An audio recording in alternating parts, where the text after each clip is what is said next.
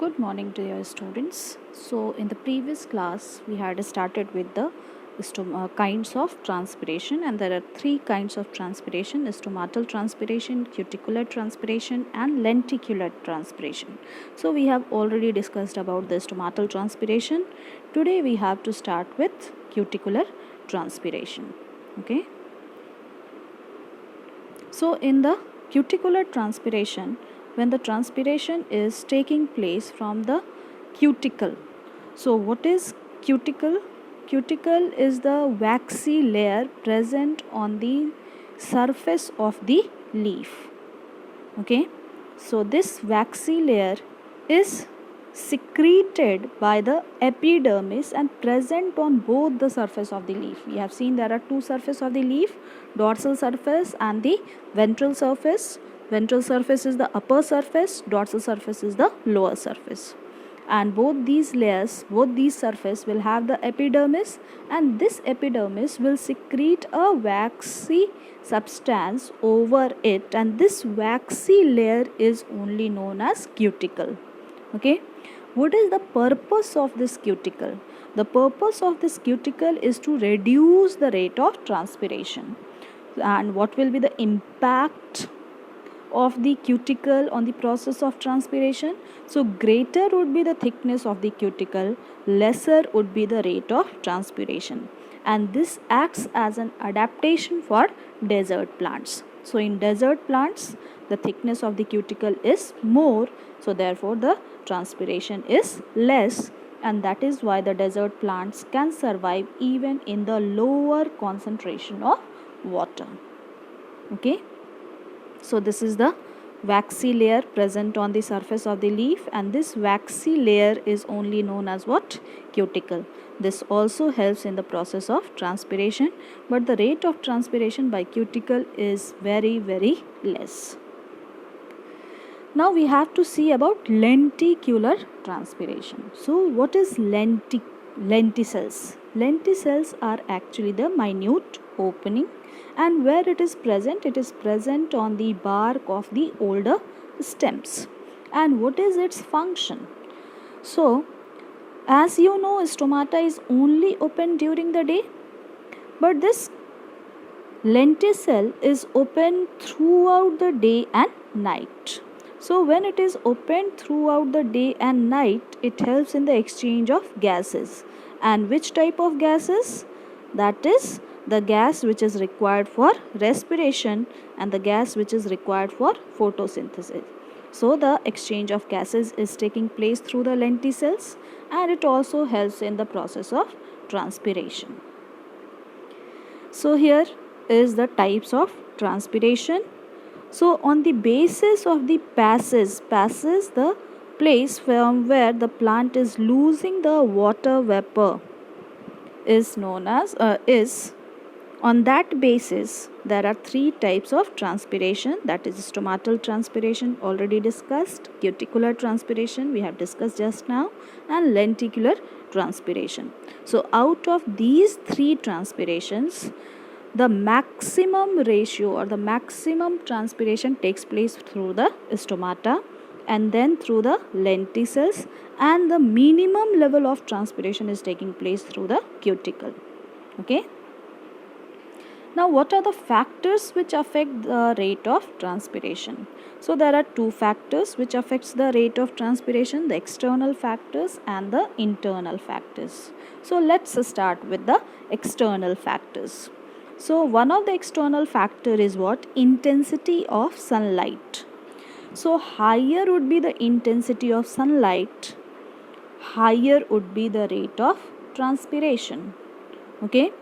And what will be the effect on transpiration on a cloudy day?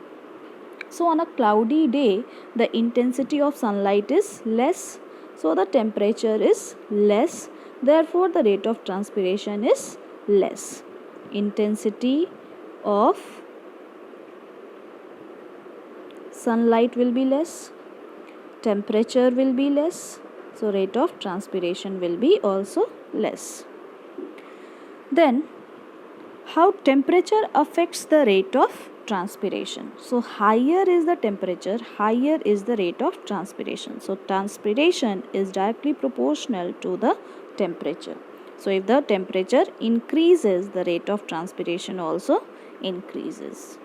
Then the velocity of wind. Just like the factors of evaporation you are studying from standard 6 onwards, that velocity of wind. So more would be the velocity of wind, more would be the rate of transpiration. So velocity of wind is also directly proportional with the rate of transpiration. Okay. Then humidity. Humidity is inversely proportional with the rate of transpiration. So higher would be the humidity, less would be the rate of transpiration, and lower would be the humidity, higher would be the rate of transpiration. Then the level of carbon dioxide. So increase in the level of, again we can say the level of carbon dioxide is inversely proportional with the rate of transpiration. Okay, so if the concentration of the carbon dioxide in the air increases, then it's normal, the rate of transpiration will decrease. And why it happens so? Because the plants require carbon dioxide for the process of photosynthesis, and stomata is basically meant for the exchange of gases. It is performing an extra function of transpiration. So as the requirement of carbon dioxide is fulfilled, and when the air contains carbon dioxide more than 0.03%, the stomata gets closed. So that is why the rate of transpiration gets reduced. Then the atmospheric pressure. Again, the atmospheric pressure is inversely proportional with the rate of transpiration. So if the atmospheric pressure will increase, the transpiration will decrease, and if the atmospheric pressure will decrease, the transpiration will increase. Okay. Now what are the internal factors which affects the rate of transpiration? So here is the flow chart showing the internal factor. So if the water content of the leaf is less, then what will happen? It will result into the wilting of leaf. So as the leaf gets wilted, the stomata gets closed, and as the stomata gets closed, the rate of transpiration will get reduced. Then what are the adaptations in plants which reduces the rate of transpiration? So one of the adaptation is what? Sunken stomata. Here is the TS of the nerium leaf, which is showing the sunken stomata, as well as the hair is there. So which reduces the rate of transpiration and helps the plant to survive even in the scarcity of water. Okay. Then fewer stomata. So less number of stomata, less would be the rate of transpiration. Okay.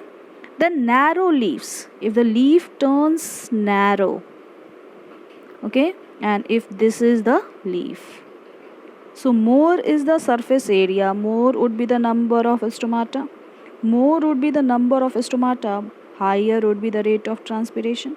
Whereas if the leaf is narrow, the surface area gets reduced.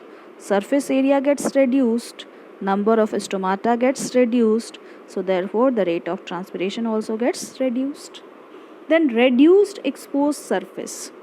So leaves exposed surface can be reduced when the leaf is wavy. So when the leaf is wavy, the exposed surface area is becoming less, and when the exposed surface area is becoming less, again the number of stomata will become less and the rate of transpiration will be reduced. Then loss of leaves into spines. If this is the leaf and if this leaf is turning into spine, the surface area again it is getting reduced, there will be no stomata on the spines and there will be no transpiration. Then thick cuticle. So most of the evergreen plants, they have thick cuticle, and when the cuticle is thick, we have already seen the rate of transpiration will become less. Okay. Now what are the adaptations found in the xerophytic plants? Xerophytic plants are what? The plants which is found in desert. Xero, it means deserts where the water level in the soil is less. Okay.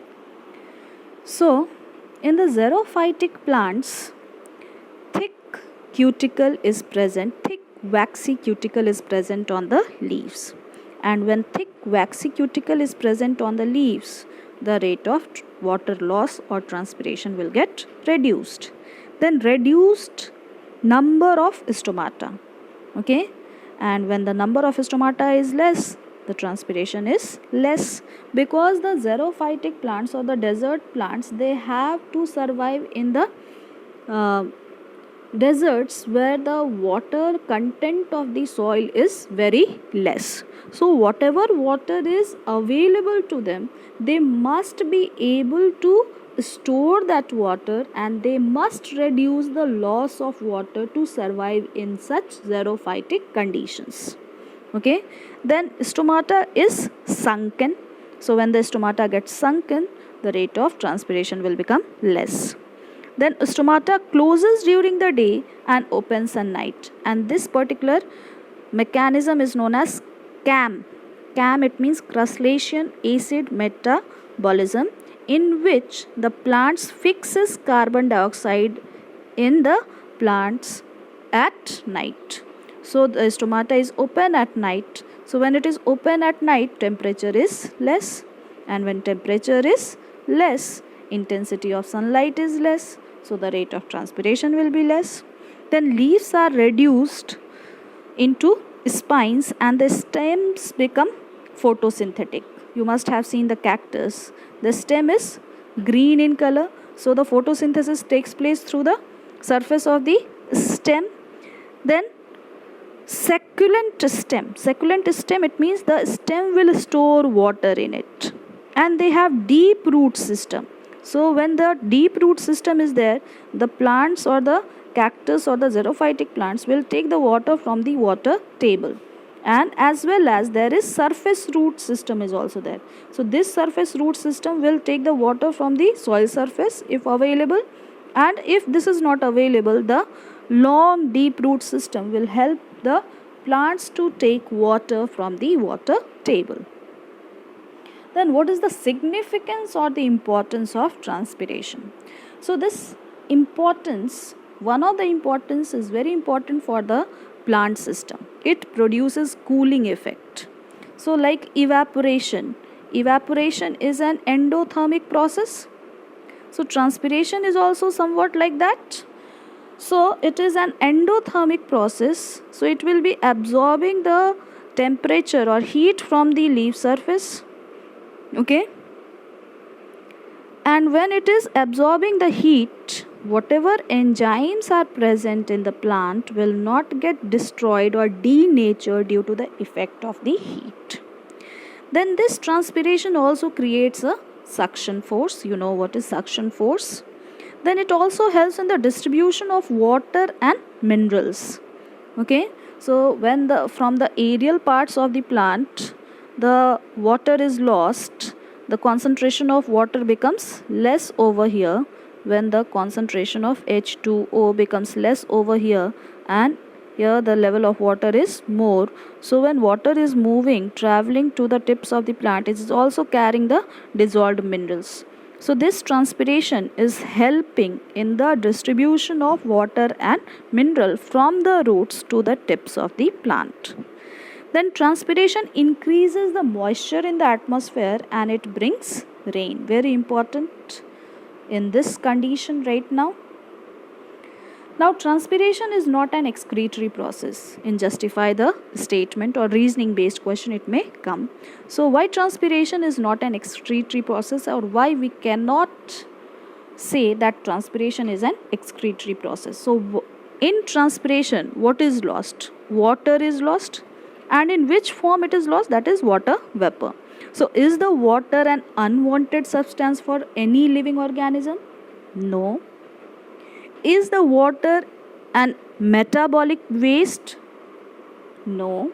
So can we compare this transpiration as an excretory process? No. So you must have got the reason behind it. So since in transpiration water is lost in the form of water vapor, and water is not an unwanted metabolic waste of the plant. So that is why transpiration is not an excretory process. So this is all for today. Thank you everyone.